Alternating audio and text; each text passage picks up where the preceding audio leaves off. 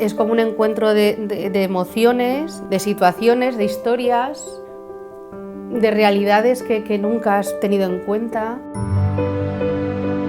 Les meues filles es començaven a ser adolescents i jo volia que tingueren clar que tot el món no viu com elles viuen, no a nivell material, sinó a qualsevol nivell. Sempre dic que el més gran d'acollir és la lliçó de vida que a mi m'ha donat i que estic segura de que donarà a qualsevol que prenga esta iniciativa. Puede ser padre de acogida cualquier persona que quiera serlo, es decir, yo entiendo que el ser padre de acogida es un complemento a lo que tú tienes como persona, entonces me da igual que sea una persona soltera, que sea una persona casada, cualquier persona que se lo proponga puede serlo, simplemente es que quiera.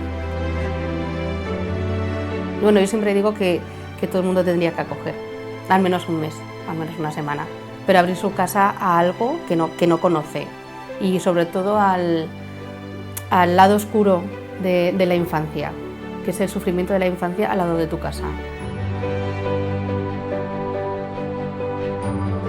Nosaltres tenim un fill més i un germà més i ja no sabem viure sense un xiquet en casa. A la Comunitat Valenciana hi ha xiquets i xiquetes menors de 7 anys amb necessitats especials que busquen una família acollidora.